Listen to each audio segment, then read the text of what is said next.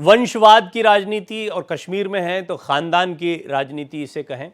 अब ये कितना बड़ा मुद्दा रह गया, कितना असर रखता है, इसको समझने का प्रयास करेंगे। वजह यह है कि आज प्रधानमंत्री मोदी ने एक बार फिर खानदान को निशाने पर लिया और उन्होंने बताया कि किस तरह से कश्मीर के जो बदहाल होते हालात रहे उसके लिए 3 खानदान जिम्मेदार रहे।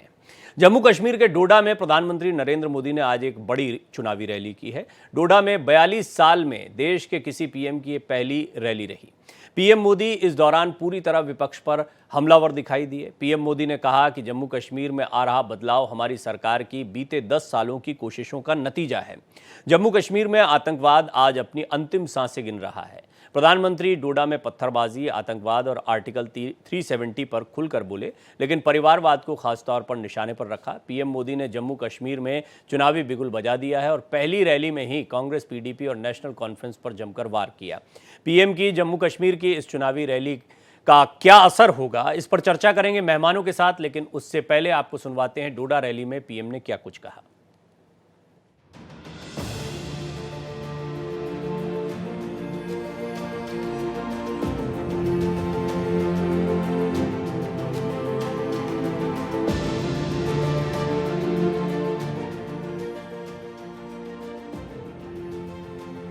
प्रधानमंत्री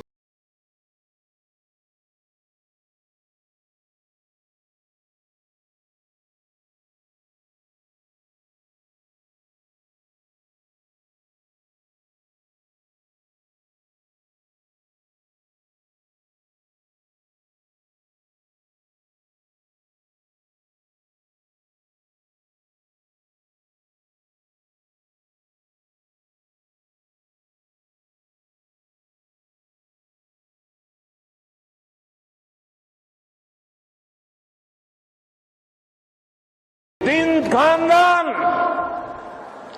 एक खानदान कांग्रेस का है, एक खानदान नेशनल कॉन्फ्रेंस का है, एक खानदान पीडीपी का है। जम्मू कश्मीर में इन 3 खानदानों ने मिलकर आप लोगों के साथ जो किया है वो किसी पाप से कम नहीं है। पीएम मोदी ने आगे कहा कि कांग्रेस के लोग संविधान की बात करते हैं और नफरत की दुकान पर मोहब्बत की दुकान का बोर्ड लगाकर घूमते हैं। ये लोग संविधान को अपनी जेब में रखते हैं। साथियों, ये संविधान की बातें करते हैं और नफरत की दुकान पर मोहब्बत की दुकान का बोर्ड लगा करके घूमते हैं। प्रधानमंत्री मोदी ने कहा कि जम्मू कश्मीर में आतंकवाद अब अपनी अंतिम सांसें गिन रहा है। पिछले 10 साल में यह बदलाव आया है। जो पत्थरबाजी होती थी, उन पत्थरों से नया जम्मू कश्मीर बन रहा है। जम्मू कश्मीर में आतंकवाद अब अपनी अंतिम सांसें गिन रहा है। पिछले 10 साल में जम्मू कश्मीर में जो बदलाव आया है वो किसी सपने से कम नहीं है। जो पत्थर पहले पुलिस और फौज पर फेंकने के लिए उठते थे, उन पत्थरों से नया जम्मू कश्मीर बन रहा है। पीएम मोदी की जनसभा में बड़ी संख्या में भीड़ पहुंची। पीएम मोदी ने इस रैली के जरिए चुनाव घाटी के 3 जिलों डोडा, किश्तवाड़ और रामबन की 8 विधानसभा सीटों को साधने का प्रयास किया।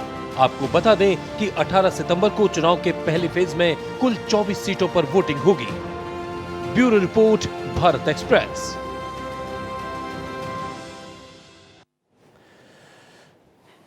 जम्मू कश्मीर का चुनाव अपने आप में बहुत दिलचस्प है और इसमें हम देख रहे हैं कि सभी सियासी दलों के अपने समीकरण हैं, अपनी तैयारियां हैं। आइए इसको समझने का प्रयास करते हैं। राकेश पंजी, प्रवक्ता जम्मू कश्मीर बीजेपी, मेरे साथ मौजूद हैं। मोहिंदर प्रकाश जी, वरिष्ठ नेता कांग्रेस, मेरे साथ मौजूद हैं। अश्विनी भट्ट, कश्मीरी एक्टिविस्ट के तौर पर कई बार इस पैनल पर जानकारियां रख चुके हैं, वो भी जुड़ रहे हैं। सूरज प्रकाश, जो कि पीडीपी नेता हैं, वो भी मेरे साथ जुड़ रहे हैं। आप सभी का मैं बहुत बहुत स्वागत करता हूँ। अश्विनी जी, शुरुआत आपसे करना चाहूँगा। यहाँ पर 3 खानदानों की बात हो रही थी। ये खानदान वाली बात, वंशवाद वाली बात, ये कितना कश्मीर में असर करती है? हमने देखा कि ये चुनावी रैलियां या चुनावी भाषण जो है वो लोकसभा चुनाव में बहुत दिखे, लेकिन जम्मू कश्मीर पर इसका कितना असर है? नमस्कार प्रवीण जी, शो पे बुलाने के लिए धन्यवाद। देखिए, जम्मू कश्मीर के परिप्रेक्ष्य में जो फैमिली रूल है, जो खानदानों का जो रूल है, इसका इस इलेक्शन तक उतना ज्यादा दुष्प्रभाव नहीं था। अगर आप ये कहें, बिकॉज तीनों पार्टीज का, तीनों फैमिलीज का एक पर्टिकुलर वोट बैंक है और एक नैरेटिव है जिसको वो अभी तक बहुत ही चतुराई से बनाते आए हैं। ये पहला इलेक्शन ऐसा है जहां पर वो तीनों जो उनके किले हैं, तीनों पार्टीज, तीनों फैमिलीज की पार्टीज थोड़े से नर्वस मुझे लग रहे हैं, बिकॉज ये पहला चुनाव ऐसा है जहां पे निर्दलियों की संख्या वो बहुत है, और पार्टीज जिनको वो यूज करती थी, और रादर वोट बैंक जिसको वो यूज करते थे, जमात इस्लामी का जो काडर है, या जो पहले अलगाववाद के जो पोस्टर बॉयज रहे हैं, उनके सगे संबंधी, उनके फैमिली मेंबर्स, वो इस बार बढ़ चढ़ के कश्मीर में जो है इलेक्शन में हिस्सा ले रहे हैं। तो इस बार का चुनाव थोड़ा सा ये बहुत ही इंटरेस्टिंग होने वाला है। आपको लगता है पीडीपी और नेशनल कॉन्फ्रेंस, खास तौर पर जिस तरह की राजनीति की आपने बात की, इन दोनों से ऐसे लोग या ऐसे कार्यकर्ता, ऐसे नेता छिटक गए हैं जो पहले कभी साथ में हुआ करते थे, अब इंडिविजुअल अथॉरिटी के साथ चुनावी मैदान में जा रहे हैं, ये आप कहना चाह रहे हैं? बिल्कुल बिल्कुल बिल्कुल। नेता नहीं कहूंगा मैं, एक माइंडसेट कहूंगा मैं। जैसे मैंने जमाते इस्लामी की बात करी, जिसको जो कि एक पीडीपी का एक बैकग्राउंड में उनके लिए पीडीपी एक पॉलिटिकल फ्रंट, अगर मैं कहूं कि पीडीपी एक पॉलिटिकल फ्रंट था जमाते इस्लामी का, तो वो कहीं गलत नहीं होगा जी।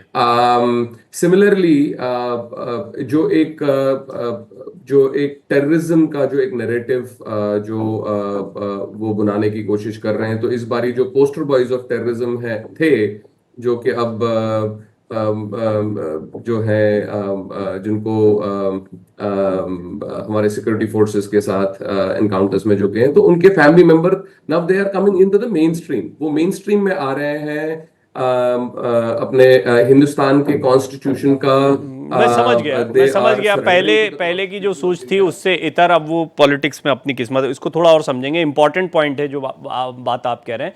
सूरज प्रकाश जी, पीडीपी एकदम अलग थलग पड़ती दिखाई दे रही है। एक समय ताकतवर पार्टी के तौर पर दिखाई देती थी, लेकिन इस चुनाव में बड़ी कमजोर सी दिखाई दे रही है। कुछ पॉइंट्स जो हैं यहाँ पर अश्विनी जी ने भी रखे हैं, लेकिन मुझे आप बताएं, आज प्रधानमंत्री जी ने जिस तरह से खानदान पर हमला किया और जिस तरीके से आप लोगों को चुनौती इस बार बहुत ज़्यादा देखने को मिल रही है, वो निर्दलियों की तरफ से भी है, कांग्रेस का नेशनल कॉन्फ्रेंस से अपना गठबंधन है, और बीजेपी अपने स्तर पर काम कर ही रही है, चाहे वो जम्मू के क्षेत्र में उनका फोकस हो या फिर निर्दलियों का भी, उस पर मैं आऊँगा थोड़ा सा, कि निर्दलियों को सपोर्ट करना हो। तो आप मुझे बताएं कि आप लोगों की स्थिति अभी क्या है और आप आज प्रधानमंत्री के भाषण को किस तरह से लेते हैं? बहुत बहुत नमस्कार हमें इनवाइट करने के लिए। देखिए, ऐसा सब कि इससे कोई फर्क नहीं पड़ता है, ये कोई खानदान के ऊपर कोई किसी का अटैक नहीं है, और ये जो इलेक्शन है ये कोई खानदानी इलेक्शन नहीं हो रहे। हम लोग भी हैं जो शिरकत कर रहे हैं, ये खानदान का यहाँ पे ये जो सिलसिला है इससे कोई फर्क नहीं पड़ता। कहने को जो मर्जी जैसे भी कहे खानदानी, ऐसी कोई बात नहीं। बहुत सारी पार्टियां हैं वो अपने जोशो खरोश से आ रही हैं, और ये आपको मत सोचिएगा कि पीडीपी जोशो खरोश से नहीं है। बिल्कुल पीडीपी जोशो खरोश से है, और आपको इस चीज का पता चलेगा नतीजे आने के बाद। इसकी वजह क्या, मतलब तो आपके आप ये जो कॉन्फिडेंस दिखा रहे हैं, इसके पीछे आपको क्या वजह लगती है, वो भी थोड़ा सा बताएं। हाँ, देखिए, ऐसा है कि जम्मू कश्मीर की पॉलिटिक्स इस समय थोड़ी सी नई दिखना शुरू हो गई है कि ये जो गठबंधन हुए हैं, ये जो सेपरेट हो गए हैं अपने अपनी जगह पे, पीडीपी ने एक फैसला लिया है कि वो अपने लेवल पे खुद लड़ेंगे, और आप आने वाले समय में देखिएगा, इलेक्शन होने के बाद आपको पता चलेगा पीडीपी ही एक ऐसी पार्टी होगी कि जिसकी उस समय डिमांड होगी गवर्नमेंट फॉर्मेशन के लिए। प्लीज जी, ठीक है। तो ये तो खैर हम सब मान रहे हैं, राजनीतिक विश्लेषक भी ये बात कह रहे हैं कि इस बार बहुत क्लियर मैंडेट या कोई एक बहुत पार्टी मजबूत नहीं दिखाई पड़ रही है। तो राकेश जी, ऐसे में आप लोग क्या पोस्ट पोल किसी बारे में विचार करेंगे? हालांकि मैं जानता हूं आपका दावा अभी होगा कि आप लोग खुद ही बहुमत ले आएंगे, लेकिन घाटी में किस तरीके से आप आगे बढ़ पाएंगे? बेशक प्रधानमंत्री मोदी का यहाँ पर की रैली हो गई, उन्होंने अपना भाषण दे दिया, लेकिन जमीनी हालात और जम्मू कश्मीर की पॉलिटिक्स बिल्कुल इतर है देश के किसी अन्य हिस्से से, लोकसभा चुनाव से। यहाँ तक प्रधानमंत्री जी की रैली का सवाल है, प्रवीण भाई, वही तेवर, वही फ्लेवर और वही क्लेवर जो 2014 में प्रधानमंत्री जी ने इन 3 परिवारों से जम्मू कश्मीर को स्वतंत्र कराने की बात कही थी, हम लोग उसी दिशा में आगे बढ़ रहे हैं। और सैद्धांतिक तौर पर ये जो चुनाव है, धारा 370 हटने के बाद पहला चुनाव है जो एक ही झंडे के नीचे होगा, और यही चुनाव जम्मू कश्मीर के युवाओं का भविष्य, उनकी उड़ान और उनके सपनों को नए पंख लगाएगा। ये आप चुनाव के नतीजे आने के बाद आप देख लेंगे। दूसरा, आपने कहा कि हम लोग जो है पोस्ट पोल अलायंस की बात, अरे हम लोग इन दोनों राजनीतिक दलों से सबसे ज्यादा सीटों पर चुनाव लड़ रहे हैं। ये 3 जो हैं, ये इतने सीटों पर चुनाव नहीं लड़ रहे, यहां भारतीय जनता पार्टी चुनाव लड़ रही है। और कश्मीर में मैं कहूं कि आप देखेंगे कि कश्मीर में नतीजे इस बार चौंकाने वाले होंगे। और एक और चीज, the youth of Jammu and Kashmir, they are eagerly waiting the polling days to break the shackle and liberate Jammu and Kashmir from the clutches of Abdullahs, Muftis and Gandhis. ये आप याद रखिए। और उसके बाद जम्मू कश्मीर का युवा एक नई उड़ान, और जम्मू कश्मीर के युवाओं को एक नया जम्मू कश्मीर देखने को मिलेगा। जी, हालांकि मेरे पास भी बहुत कुछ नहीं होता जब तक चुनावी नतीजे नहीं आ जाते, मुझे दावों, वादों, भाषणों पर ही विचार करना होगा। लेकिन मोहिंदर जी, नेशनल कॉन्फ्रेंस और कांग्रेस दोनों पर एक तरीके से 2 खानदान तो यहीं इस गठबंधन में आ गए, जैसा प्रधानमंत्री मोदी के भाषण में था, और तीसरा जो है पीडीपी के सूरज प्रकाश जी ने अपनी बात को रखा है।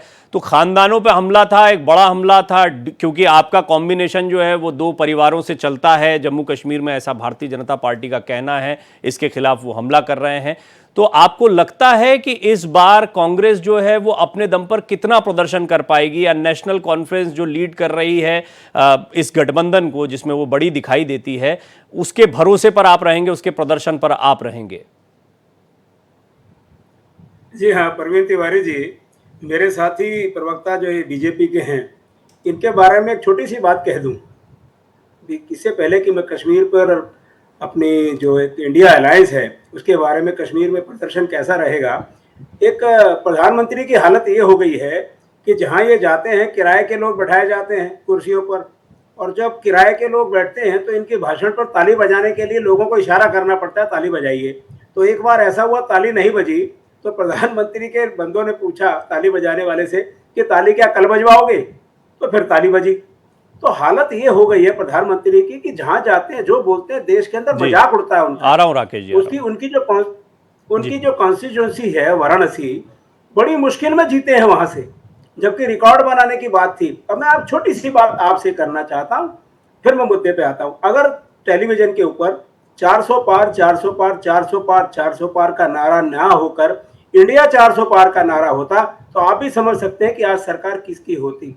भ्रम पैदा किया गया, किराए पर भ्रम पैदा किया गया, जिसे कहते हैं जोर शोर से भ्रम पैदा किया गया, जो 240 पर आकर अटक गए। आप अंदाजा लगा लीजिए, अगर टेलीविजन पर इतना शोर जोर नहीं होता तो ये 40 भी नहीं आती। अब बात आती है मुद्दे पर, परिवारवाद। परिवारवाद क्या होता है?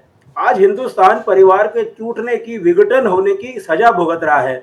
जो आज सिंगल लोग हैं, जो आज परिवार इतने टूट चुके हैं कि माँ बाप साथ नहीं रहते, भाई साथ नहीं रहते, बहनें साथ नहीं रहती, शुरू से ही एक अलगाववाद की चीज शुरू हो जाती है। ये बीजेपी की देन है।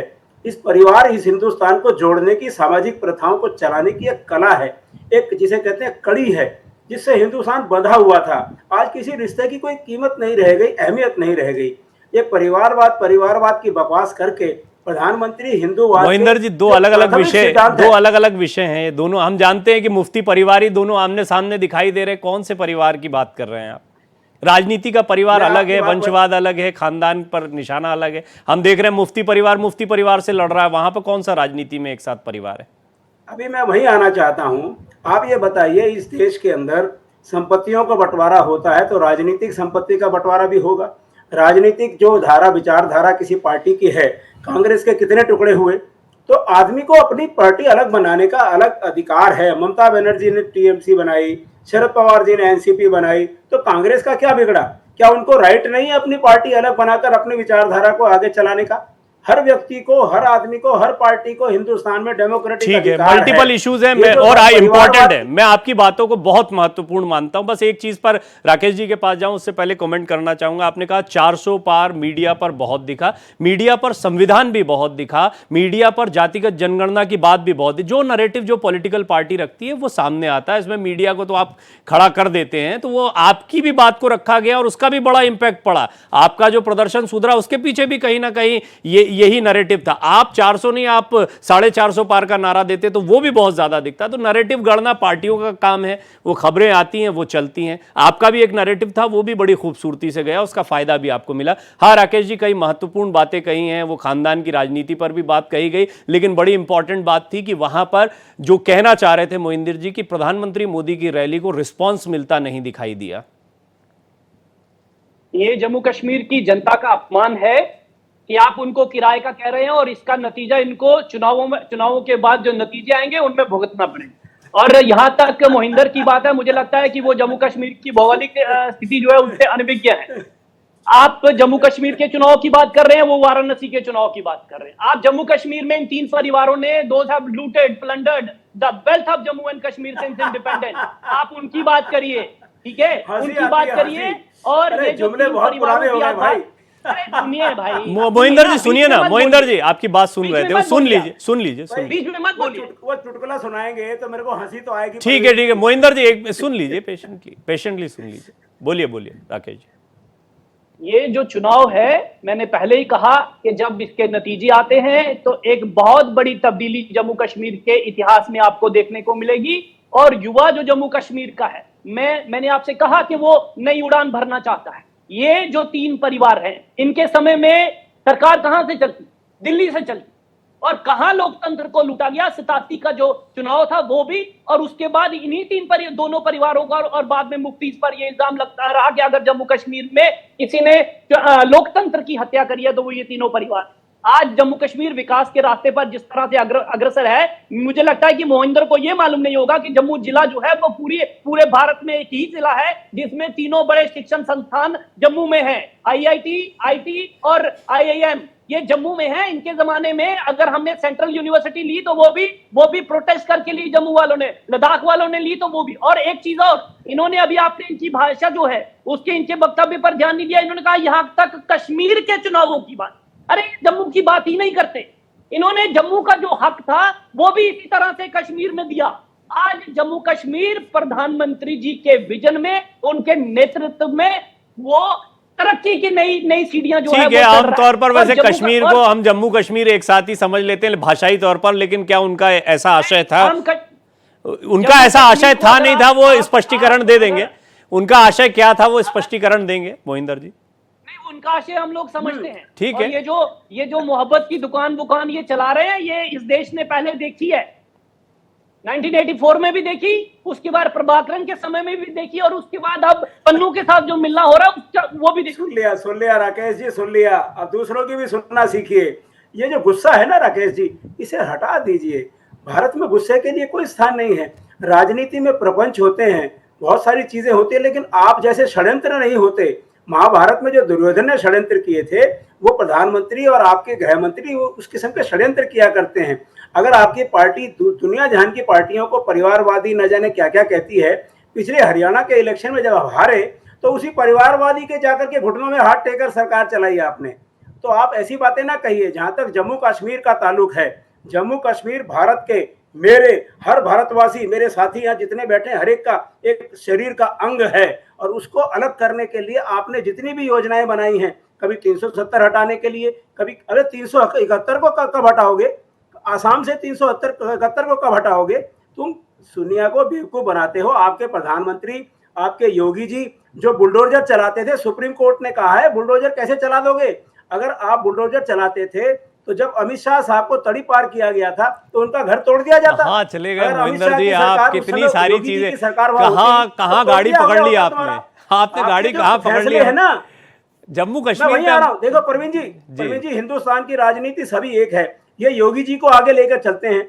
आप कहीं भी किसी को गोली मार देंगे, कानून को नहीं देखेंगे, पकड़कर गोली मारना, किसी का घर तोड़ देना। मेरे बेटे ने कुछ कर दिया तो मेरा घर तोड़ करेंगे, देंगे। भाई यूपी पे मैंने कभी क्या कसूर चर्चा किया है? करेंगे तो कर आज लेंगे। सुप्रीम कोर्ट सवाल पूछ रही है कि अभी आप किस हैसियत से, किस कानून से किसी का घर तोड़ देते हो? तुम्हारे बाप का राज है क्या? ठीक है, चलिए। तुम्हारे कानून अब का राज है क्या? आज आपने किसका राज है यहाँ? आपने अरे अभी एक बात बोली थी, मुझे वो बहुत महत्वपूर्ण लगी। राकेश जी ने कहा कि एक जम्मू कश्मीर की जनता का अपमान किया जा रहा है, कि उनको किराए का कहा जा रहा है। अश्विनी जी, एक बात बताइए कि जम्मू कश्मीर की अपनी एक राजनीति, अपनी सियासत का एक तरीका है, वहाँ की जहनियत पर हमने काफ़ी बातें की हैं। मैं जानना चाहूँगा कि वहाँ पर ये इम्पैक्ट है, लोकसभा चुनाव का अंदाज अलग होता है, और विधानसभा चुनाव भी अलग अलग राज्यों के अलग अंदाज में होते हैं। जम्मू कश्मीर बिल्कुल अलग, बिल्कुल अलग किस्म से वहाँ पर चुनाव होता है। तो प्रधानमंत्री मोदी के ये भाषण कितने इम्पैक्टफुल वहाँ पर दिखते हैं? और जो मोहिंदर जी कह रहे हैं, हालांकि ये कांग्रेस प्रवक्ता का अपना एक आरोप हो सकता है, लेकिन वहाँ पर कितना रिस्पॉन्स, क्या वो चेहरे की वैल्यू उतनी मिलती है वहाँ पर जितनी देश में अन्य जगहों पर? अनम्यूट कर लीजिए। जी जी, बोलिए बोलिए बोलिए अश्विनी जी। जैसे भारत के बाकी राज्यों में लोकसभा या जो विधानसभा का इलेक्शन होता है, मुद्दे अलग अलग होते हैं, प्रायोरिटीज, बट उससे ज्यादा जम्मू एंड कश्मीर जैसे राज्य में इसमें अलग अलग रीजन की अपनी एक आइडेंटिटी है और अपनी एक लैंग्वेज है और अपना एक नैरेटिव है। जो नैरेटिव आपका जम्मू में, फॉर एग्जांपल, जो जम्मू में चलेगा वो कश्मीर में उसका विपरीत असर होगा, and वाइसी versa. And same Gujjar Bakarwal या जो पहाड़ी रीजन है, उधर उधर की प्रॉब्लम्स अलग हैं, उधर का जो एक सोशल कनेक्ट है या सोशल जो डेमोग्राफी है वो अलग है। तो वन साइज फिट्स ऑल वाला जम्मू एंड कश्मीर में वो नैरेटिव नहीं चलता। और मैंने अभी आपके एक लास्ट जो हमारा जो पिछला जी जी डिस्कशन था, डिबेट हुआ था, मैं उस दिन भी वहां आपको यही बोला था। जैसे फॉर एग्जांपल अभी आर्टिकल 370 हटाने की बात जो नेशनल कॉन्फ्रेंस कर रही है और कांग्रेस उसके साथ अलाइन कर रही है, और मेरे जो मित्र हैं कांग्रेस के, मोहिंदर जी, उन्होंने भी अभी बोला आर्टिकल 370, ये जितना जोर से आर्टिकल 370 का अपोज करेंगे उतना कांग्रेस का नुकसान जम्मू रीजन में होने वाला है। जम्मू की जम्मू जो सीट्स जो है जम्मू संभाग में, बिकॉज जम्मू के लोग, जम्मू रीजन के लोग बहुत खुश हैं उस डिसीजन से। स्पेसिफिकली अगर मैं उस रीजन की बात करूं, बिकॉज वहां पे जो वाल्मीकि हमारे भाई थे या गुजर बकरवाल थे, जो उनको अभी पिछले 70-75 साल से जो उनको हक नहीं मिला, वो उनको इस आर्टिकल 370 के जाने के बाद उनको वो इक्वल राइट्स मिले, तो वो वहां पे तो इसका बहुत बड़ा रिसेप्शन है। हाँ, कश्मीर संभाग में बिल्कुल एक नैरेटिव गढ़ने की कोशिश की जा रही है, वो कितना सक्सेसफुल होता है मैं उस पे वो ये आपने मुझे एक इंपॉर्टेंट पॉइंट दिया है, मैं थोड़ा इसको डिटेल में समझना चाहूंगा, क्योंकि हम देखते हैं जम्मू कश्मीर, हम बोलते तो हैं, साथ में अभी यहाँ पर बातचीत भी हुई है, लेकिन दोनों क्षेत्रों की सियासत, मैं आऊंगा अश्विनी जी, एक छोटे से ब्रेक पर जाना इसलिए मैंने आपको रोका, और सूरज जी भी थोड़ा सीमित समय के लिए हमारे साथ, तो मैं उनका भी कमेंट लेना, मैं आऊंगा। मोहिंदर जी, राकेश जी, आप हम बात करेंगे, लेकिन सूरज जी मुझे आप ये जरूर बताएं कि महबूबा मुफ्ती एक समय बड़ा चेहरा, मुख्यमंत्री रही हैं भारतीय जनता पार्टी, और आप लोग साथ में भी रहे हैं, लेकिन अभी एकदम से अलग एक किनारे, आपको लगता है कांग्रेस से आपका कॉम्बिनेशन होने की ज्यादा उम्मीदें थी और फायदा होता, या कांग्रेस नेशनल कॉन्फ्रेंस के कॉम्बिनेशन को आप कैसे देखते हैं, क्योंकि अब आप 3 मोर्चों पर घिर गए? देखिए परवीन जी, ऐसा है कि ये जो आपने मेरे से पूछा है कि अगर कांग्रेस के साथ होते तो हमें ज्यादा फायदा होता, ये बात जो है ये मेरे हाई कमांड ही इस पे डिसीजन ले सकते हैं। और अगर उन्होंने कोई ऐसा डिसीजन लिया है सेपरेट होने का, तो मेरा ख्याल है वो शायद उन्होंने अच्छा समझा है, तो इसीलिए वो इंडिपेंडेंटली लड़ रहे हैं, किसी के साथ नहीं, tie-up आपका ये नहीं कर रहे। कॉम्बिनेशन बन नहीं तो- पाया, वो आपकी तरफ आए नहीं, उन्हें नेशनल कॉन्फ्रेंस ज्यादा बेहतर और मुफीद दिखाई पड़ा। मेरा ख्याल है पीडीपी को जरूरत भी नहीं थी कॉम्बिनेशन की। पीडीपी ने जो जिस ढंग से पहले गवर्नमेंट होने के दौरान जितने काम किए हैं, और अगर उनको गिना जाए तो वो गिन गिन के पूरे नहीं होते हैं। उन्होंने ऐसे ऐसी मसाले कायम किए हैं उस समय की, तो इसलिए ऐसा है कि वो लोगों के सामने है, लोग अच्छी तरह से जानते हैं, और हम चाहते हैं कि ठीक आप है, इस independently डिस्कशन हम को मैं लड़ जिस रहे हैं दिशा और में उसके ले जा रहा बाद हूं उस पर आपकी एक टिप्पणी चाहूंगा। आप लोग सिर्फ घाटी पर फोकस कर रहे हैं और घाटी में आपकी लड़ाई नेशनल कॉन्फ्रेंस और कांग्रेस के कॉम्बिनेशन, या मैं कहूं नेशनल कॉन्फ्रेंस आप और जो निर्दलीय हैं जैसे राशिद इंजीनियर, वो तो अपनी पार्टी से लड़ रहे हैं हालांकि कई, तो ये मुकाबला आप लोगों का घाटी घाटी में चल रहा है? क्योंकि जम्मू में मुझे लगता है कांग्रेस और भारतीय जनता पार्टी का एक अलग समीकरण चल रहा है या एक अलग लड़ाई चल रही है। राकेश जी, आपका फोकस जो है, क्या ऐसा माना जाए कि, और सोहित शर्मा जी भी मेरे साथ जुड़ गए, पीडीपी नेता, आपका भी स्वागत करता हूं, आपका फोकस जम्मू पर ज्यादा है और घाटी में निर्दलियों के भरोसे आप रहेंगे? इसीलिए मैंने पहले भी जो सवाल पूछा था आपसे कि बाद में पोस्ट पोल अलायंस में आप लोग कैसे जाएंगे। हालांकि आपने कहा कि आप बहुत सीटों पर चुनाव लड़ रहे हैं इन लोगों के मुकाबले, लेकिन इसके बावजूद ऐसा लगता है कि जम्मू पर आप लोगों का फोकस ज्यादा है। नहीं, हमारा जो फोकस है वो पूरे जम्मू कश्मीर पर है। और कश्मीर में 370 जाने के बाद जो स्थिति है, पहले क्या होता था, वहां पर राष्ट्रगान तक नहीं गाया जाता था, स्कूलों में तिरंगा नहीं लहराया जाता था। आज वहां की बच्चियां जो हैं वो अपने घरों में तिरंगा सिलकर अपने अपने वहां लहरा रहे हैं।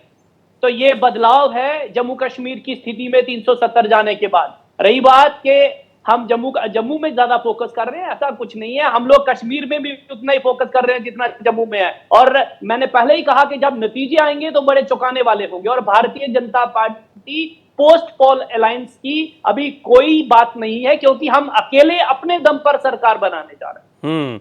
तो राकेश जी, ये जो झंडे वाली बात आपने कही, हम सब बहुत गौरवान्वित होते हैं। ये घाटी में भी आपको इस तरह का बदलाव देखने को मिलता है? नहीं, आप खुद ही देखिए, वहां पर आज वहां का राष्ट्रवादी मुस्लिम अपने घरों के ऊपर तिरंगा बड़ी शान से फहराता भी है और उसके लिए प्राण देने के लिए भी तैयार है। और यहां तक ये अपना कांग्रेस के हमारे प्रवक्ता की बात है, इनके नेता राहुल गांधी, युवराज संगलदान में आकर और उसके बाद डोरू में आकर सभाएं करते हैं, दीदी के साथ बर्फबारी में ठेलियां करते हैं। ये सारा श्रेय जो है वो प्रधानमंत्री नरेंद्र मोदी को जाता है। आज उमर अब्दुल्ला गुपकार में और लाल चौक में सड़क पर घूमते हैं। इनके जमाने में वहां क्या होता था? पूछिए, क्या राहुल गांधी 370 के पहले इस तरह वहां पर घूम सकते थे? ऐसी सभाएं जो है वो डोरू में और संगलदान में कर सकते थे। मुझे लगता है कि संगलदान का तो उनको नाम तक मालूम नहीं होगा। तो ये जो बदलाव आया है ये 370 जाने के बाद है। और 370 जाने के बाद मैं एक और बात जोड़ दूं कि कश्मीर और जम्मू की दूरियां कम हुई। जी मोहिंदर जी, नाम आप लोगों को पता था और ऐसे हालात थे नहीं थे, अब बड़ी स्वच्छंदता से वहां पर आप लोग भ्रमण कर रहे हैं, सभाएं कर रहे हैं। भाई 370 हटने का ये इम्पैक्ट है, बीजेपी का कहना है। हाँ, मेरे साथी जो हैं जम्मू कश्मीर की जो बीजेपी के प्रवक्ता है राकेश पंत जी, इनकी बात सुनकर मुझे हंसी आती है और आती रहेगी। तो मैं अपने मुद्दे पे आता हूँ सर, सीरियसनेस से बात करते हैं। Part A, part B. Jammu Kashmir को आप इस तरह से बांट सकते हैं राजनीतिक दृष्टि से कि पार्ट बी और पार्ट ए। पार्ट ए में कश्मीर को कहूंगा, पार्ट बी जम्मू को। जम्मू की जो भौगोलिक स्थिति है वो पूरे देश हिंदुस्तान के साथ साथ काफी कुछ मिलती जुलती है। लोग वहां पर भी इसी किस्म की महसूस करते हैं, वो हिंदुस्तान की तरह। कश्मीर की परिस्थिति को इन्होंने इतना बिगाड़ दिया है, दुश्मन 370 वहां के लोग पीओके के साथ संबंध रखते हैं, पाकिस्तान से संबंध रखते हैं। वहां की जो राजनीतिक पार्टियां हैं, पीडीपी हैं, चाहे वो अब्दुल्ला खानदान की पार्टी रही हो, उनको सबको इन्होंने पाकिस्तानी परस्त पार्टी बनाकर पूरे देश में इस तरह से मशहूर कर रखा है। जरा मुझे बोलने दीजिए राकेश जी, फिर आप भी बोलते बोलते बोल गए ना, तो वो एक हंसी की बात आई गई कि आप ही खुद अब्दुल्ला खानदान की पार्टी अब्दुल्ला खानदान की पार्टी आपने कहा। जी हाँ, बिल्कुल जानबूझ के वो तो गौरवान्वित होकर बोल रहे हैं, वो कह रहे हैं इसमें बुराई क्या है, वो तो मानते हैं। खैर मोहिंदर जी पहले आपके प्रधानमंत्री की तरह परिवारवाद को मैं जो है छोड़ के नहीं आता। मैं परिवार के साथ रहता हूँ, गर्व के साथ कहता हूँ मेरा परिवार है और उसे बढ़ाऊंगा आगे, क्योंकि मैं अपने परिवार को ही नहीं बढ़ा पाया तो फिर मैं देश की प्रगति क्या करूंगा। मैं अपने मुद्दे पे आता हूँ।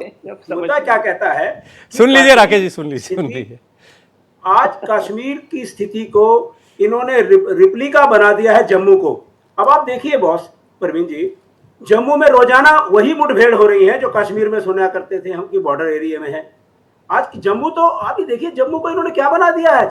जम्मू का नागरिक अपने आप को ठगा हुआ समझ रहा है कि जिस बीजेपी को हमने लगातार 20-25 साल तक साथ दिया, कश्मीर के अगेंस्ट में जम्मू के अंदर बीजेपी को समर्थन मिलता रहा, जन समर्थन, उस जन समर्थन की कीमत उनको क्या चुकानी पड़ रही है आज? आतंकवाद से। पूरा का पूरा जम्मू आतंकवाद से भर दिया गया है इनका। आज वहां पर भी बेरोजगारी की वही समस्या है। अगर बीजेपी की माने तो आज से पहले जम्मू कश्मीर में कभी सूरज ही नहीं उगता था। 370 जाने के बाद वहां सूरज निकलना शुरू हुआ है, चांद ने आना शुरू किया, हवा चलनी शुरू हुई है। इससे पहले वह हवा भी नहीं चलती थी, सूरज भी नहीं निकलता था। बीजेपी का जो कथन है ना, जिस तरह से वो कहते हैं 370 हटाकर इन्होंने वहां के लोगों का दिल जीत लिया। अयोध्या में राम अच्छा, इनकी पकड़ क्यों रही इतनी? मोहिंदर जी आप बताइए ना, आपकी इतनी समझ है पॉलिटिकल, मैं जानता हूं, आप बताइए जम्मू में इतनी पकड़ कैसे रही बीजेपी की? मैं बताना चाहता हूं आपको, ये जो मंदिर का मुद्दा था, इसने हिंदुस्तान के अंदर कहीं ना कहीं तो असर डाल रखा था। वो भ्रम अब लोगों का टूट गया। अयोध्या में इन्होंने ये सोचकर पहले ही बिना पूरी तरह से बने मंदिर को उद्घाटन किया। उस उद्घाटन का फल इनको क्या मिला ये तो इनका दिल जानता है कि अयोध्या में भी हारे और प्रधानमंत्री बड़ी मुश्किल में जीते वाराणसी से। ये 370 का जो भूत है ना, ये भी इनका 4 दिन में उतर जाने वाला है। देखिए, देश की जनता को 370 किसी चीज से लेना देना नहीं है। ये सियासी वातावरण बनाने के लिए राजनीतिक पार्टियों का काम होता है। जनता को चाहिए बच्चों की एजुकेशन, बड़े बूढ़ों को, बीमार लोगों के लिए हेल्थ की इशू, अस्पताल हो, दवाइयाँ हो, एजुकेशन हो बच्चों के लिए जिससे उनका कैरियर बने, और उसके बाद नौकरी की संभावना है तो उनको एम्प्लॉयमेंट मिले। उनको भूख से दूर होना है, उनको गरीबी से दूर होना है, उनको जिंदगी एक शांति से बितानी है, अपने परिवार के साथ बितानी है। इन्होंने परिवार तोड़े, इन्होंने लोगों को कोई हेल्थ एजुकेशन नहीं दी। इन एजुकेशन तो बहुत दूर की चीज हो गई। IIT, IIM अभी बता रहे थे राकेश जी, जो बता रहे थे बड़े संस्थान सब जम्मू में हो गए। पहले तो सेंट्रल यूनिवर्सिटी लाने के लिए उनको चुनौती होती थी, बताया तो सही उन्होंने। देखिए, इनसे मैं राकेश जी से बात करना फिजूल है। देखिए, मैं ये मोहिंदर जी गलत बात है। किसी कॉमेडियन से ये नहीं ये गलत बात नहीं मोहिंदर जी, ये एक्सेप्टेबल। आप इतने ज़हीन इंसान हैं, आप इस तरह की टिप्पणी करें, अच्छा नहीं लगता। और मेरे पैनल पर जो भी मेहमान है मेरे लिए बहुत सम्मानित है, मैं उनका बड़ा आदर करता हूं। मैं जानता हूं राकेश जी कई विषयों पर हमारे साथ चर्चा करते हैं, तो आप ऐसे अगर एक पासिंग रिमार्क कर देंगे तो ये ठीक नहीं है, मेरे लिए भी गरिमापूर्ण नहीं रहेगा। खैर, मैं आऊंगा मोहिंदर जी, बातचीत को आगे बढ़ाएंगे। सोहित, लास्ट बात, हाँ जी, बोलिए। उसके बाद दोबारा आइएगा। देखिए, देश के अंदर, पूरे देश के अंदर ऐसा प्रदेश नहीं है जहां लोगों को एम्प्लॉयमेंट पूरी मिली हुई हो। जो देश का दिल्ली में हाल है, बंबई में हाल है, वैसा ही हाल जम्मू में है, वही हाल कश्मीर में है। हर जगह वही जरूरत महसूस की जा रही है। ना नौकरी है, ना एजुकेशन है, ना कहीं तरह से वातावरण है कि शांति से कोई आदमी जी सके। तो उस ऐसे वातावरण में आप जो ये डबल इंजन की सरकार और ये फार्मूले बताते हैं, वो हाल देख लिया। ये तो आपने कही बात, ये बात आ गई आपकी, ठीक है, मैं फिर आऊंगा, ठीक है। जम्मू कश्मीर में कांग्रेस अपना इंडिया अलायंस के साथ भरपूर समर्थन के साथ मैं आ रहा हूं आपके पास दोबारा। आप देखिए तो सही, कुछ नई चीजें आएंगी तो आपको भी बोलने में मजा आएगा। अभी तो आपने अपने मन की बात बोल ली। सोहित जी, आपके लिए वैसे मतलब एक चुनौती तो बहुत ज्यादा है। मैं अभी बात कर भी रहा था, आपके सहयोगी अभी थोड़ी देर पहले थे हमारे साथ। तो एक बड़ी चुनौती तो ये है कि आप बिल्कुल अलग थलग हैं, बीजेपी भी आपके खिलाफ, नेशनल कॉन्फ्रेंस, कांग्रेस गठबंधन भी आपके खिलाफ, और आप ले दे के एक परेशानी जो है वो राशिद इंजीनियर या अन्य जो आपसे जुड़े हुए भी कई ऐसे सहयोगी थे जब इंडिपेंडेंट लड़ रहे हैं या अपने दम पर चुनाव लड़ रहे हैं, बहुत ही अलग थलग आप पड़ गए हैं घाटी में। और खासतौर पर मुझे राशिद इंजीनियर कॉम्बिनेशन थोड़ा सा आपसे समझना है, क्योंकि आप घाटी को, कश्मीर को बहुत अच्छे से जानते हैं। तो थोड़ा सा बताइए कि कितना इम्पैक्ट पड़ रहा है इन चीजों का वहां। देखो परवीन जी, बात ऐसी है कि वैसे तो मैं जम्मू में ही रहता हूँ, जम्मू कश्मीर का बाशिंदा हूँ और जम्मू का रहने वाला हूँ। उतना राकेश भी जानते हैं जितना मैं जानता हूँ। लेकिन बात ऐसी है कि हम वन साइडेड नहीं है, हम गांधी के सिद्धांतों को मानते हैं और गांधी के सिद्धांतों के मुताबिक हमने हमेशा जम्मू कश्मीर की जनता की सेवा की है। 2002 में जब पीडीपी 1999 में जब पीडीपी का गठन हुआ था, तब भी पीडीपी ने किसी के साथ कोई समझौता नहीं किया था।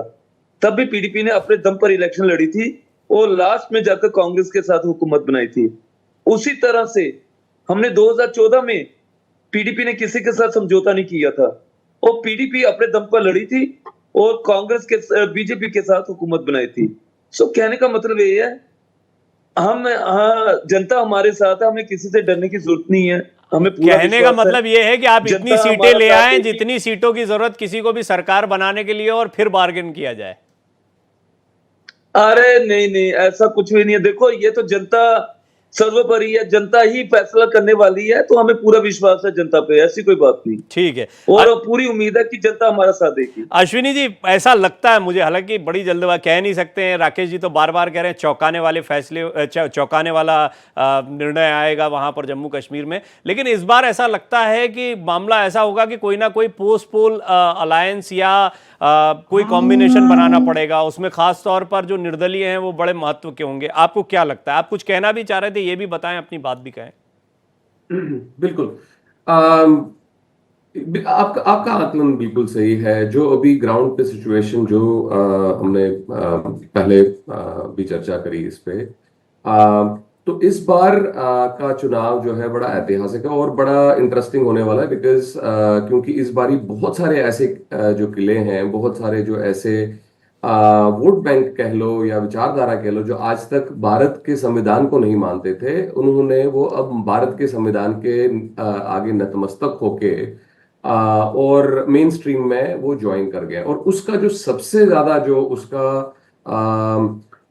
जो उसका इम्पैक्ट आएगा, जो उसका सबसे ज्यादा जो नुकसान होगा, वो पीडीपी को होगा। और वही रीजन, इसीलिए पीडीपी ने जब नेशनल कॉन्फ्रेंस और कांग्रेस का इस बारी जब अलायंस हुआ, तो महबूबा मुफ्ती जी को भी कहीं ना कहीं ये, उनको भी वो एक राजनेता है, तो वो बिल्कुल समझती हैं, ग्राउंड सिचुएशन को समझती हैं, तो उन्होंने कहीं ना कहीं प्लीड किया था ये। और वो मैं ये अपने से बना के नहीं बोल रहा हूँ, ये आउट इन मीडिया है, क्योंकि उनका जो बेसिक, जो उनका जो एक बैकबोन था, जो उनके पार्टी का, जमाते इस्लामी का कार्डर, वो उनसे छिटक के अब वो मेन स्ट्रीम में अपने दम पर चुनाव लड़ रहे हैं। निर्दलीय हो या किसी के साथ वो अपना ये लड़ रहे हैं। और बाकी नेशनल कॉन्फ्रेंस और कांग्रेस का एक जो अलायंस है, वो उनको थोड़ा सा एक एज देता है, बिकॉज वो दोनों कश्मीर निर्दलीय राशिद, ये बड़ी बहस रही थी हाल के दिनों में, निर्दलीय राशिद इंजीनियर या जमाते इस्लाम, ये जो पार्टियों का आप जिक्र कर रहे हैं, अपरोक्ष रूप से, नॉट डायरेक्टली, पर अपरोक्ष रूप से ये बीजेपी को कितना फायदा पहुंचा रहे हैं? देखिए, बिफोर इलेक्शन तो बीजेपी को फायदा नहीं पहुंचाएंगे डायरेक्टली, हाँ पीडीपी और इनका नुकसान कर सकते हैं। अब पोस्ट पोल का, हाँ, तो इनका नुकसान ही तो उनका फायदा है। इनका नुकसान ही तो उनका फायदा है। हाँ, पोस्ट पोल अगर वो उनका नुकसान है, बट वो फायदा उन इंडिपेंडेंट्स का है। बट हाँ, बीजेपी को इनकेस अगर इनकी मेजोरिटी नहीं आती, तो पोस्ट पोल अलायंस में उनका जो वो इंडिपेंडेंस और उस ग्रुप का, वो तो खैर हम जानते हैं कोई भी कॉम्बिनेशन बन सकता है। नेशनल कॉन्फ्रेंस भी बीजेपी के साथ रह चुकी है, पीडीपी भी बीजेपी के साथ रह चुकी है, कांग्रेस के भी दोनों कॉम्बिनेशन बन चुके हैं, और कौन किसके साथ जाएगा ये तो भारतीय राजनीति में कहा ही नहीं जा सकता। खैर, जो उसके पहले हमें ये देखना होगा कि नतीजे किस तरह के आते हैं। आप कोई पॉइंट ऐड करना चाह रहे तो संक्षेप में करें, फिर मैं राकेश जी और मोहिंदर जी के पास भी जाना चाहता हूं। बिल्कुल नहीं, मैं राजनीति से परे, मैं कुछ यहाँ पे मुझे 2 मिनट चाहिए होंगे आपके, प्रवीण जी। आज 14 सितंबर है, और 14 सितंबर हम कश्मीरी हिंदूज के लिए एक बहुत ही दुखद दिन है, बिकॉज हम इसको बलिदान दिवस के रूप में मनाते हैं। आज ही का वो दिन था जब हमारे जो नेता थे टिकालाल टपलू, 14 सितंबर 1989 को उनकी निर्मम रूप से उनकी हत्या की गई थी। और जब हम उनका जो पार्थिव शरीर है, जो अंत्येष्टि के लिए ले जा रहे थे, तो उस भीड़ पे भी पथराव किया गया था।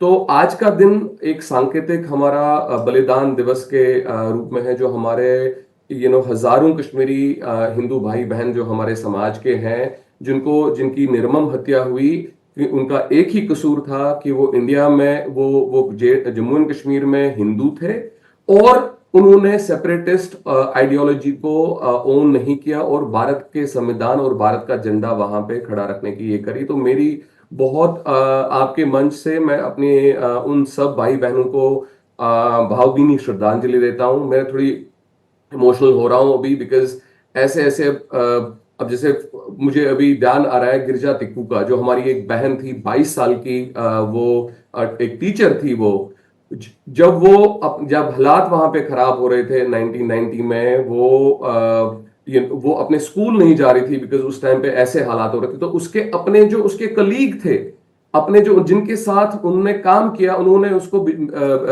एक स्नेहा भिजवाया कि आपकी सैलरी रहती है, आप अपनी सैलरी कलेक्ट कर लिए, हालात बिल्कुल ठीक है, हम आपको गारंटी देते हैं।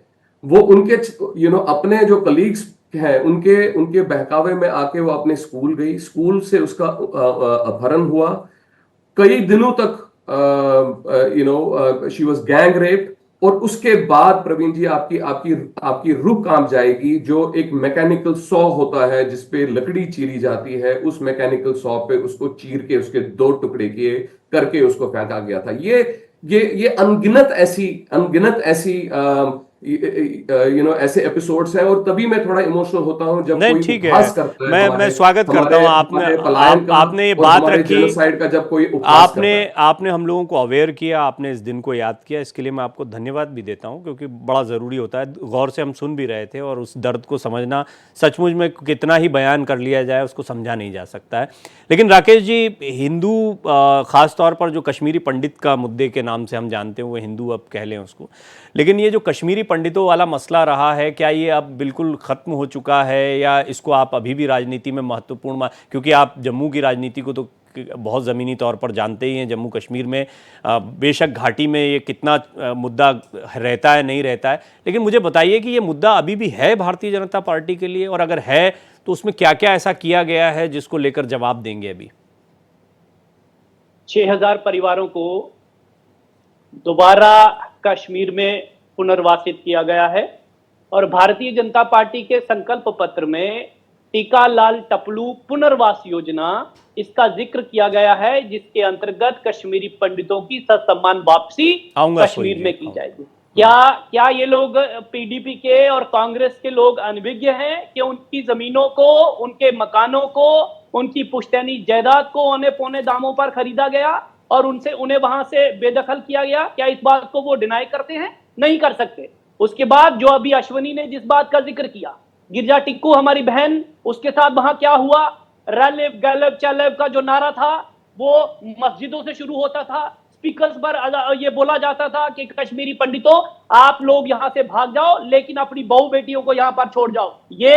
ये चीज दोबारा जो है वो कांग्रेस और नेशनल कॉन्फ्रेंस के लोग लाना चाहते हैं जम्मू कश्मीर के, इनके मैनिफेस्टो से वही लगता है। मैं पीपल डेमोक्रेटिक की बात इसलिए नहीं कर रहा हूं क्योंकि वो इनका हिस्सा नहीं है, लेकिन मैं एक बात बता दूं, ये लोग भी अपनी पगड़ी सर पर जो हाथ में लिए इनके दरवाजे तक गए हैं कि हमें भी अपने इसमें गठबंधन में शामिल कर लीजिए। नेशनल कॉन्फ्रेंस की वजह से पीपल डेमोक्रेटिक पार्टी इंडी गठबंधन का हिस्सा नहीं बन पाई, और आज उनके पास वहां पर अपनी जमीन, ठीक है, इस पर तो इस पैनल पर, लेकिन आपने कुछ इंपॉर्टेंट पॉइंट उठाए, उस पर सोहित जी भी कहना चाह रहे हैं, मोहिंदर जी भी कहना चाह रहे हैं। सोहित जी, आप पहले बोले अपनी बात। जी सोहित जी। शहीद टपलू साहब के बारे में और हमारी बहन जो कश्मीरी पंडित के बारे में जो बातें रखी हैं, इसमें कोई दो राय नहीं है कि 90 के दशक में जो कश्मीरी पंडितों के साथ हुआ बहुत दुखद घटनाएं थी, और हम इसका बहुत निंदा करते हैं, और भगवान करे उनकी आत्मा को शांति मिले। और ऐसी बात नहीं है अश्विनी भट्ट जी, हम कश्मीरी पंडित के साथ हैं। जब से हमारी पार्टी बनी है तब से कश्मीरी पंडित का हमने साथ दिया है। पीएमओ पैकेज के तहत हमने काफी लोगों को नौकरियां कश्मीरी पंडित को दिलाई, और हमने काफी फ्लैट्स बनाए जिसमें कश्मीरी पंडित को टेंट से हमने फ्लैट में शिफ्ट किया। तो जो हमसे हो सका हमने कश्मीरी पंडित के लिए किया।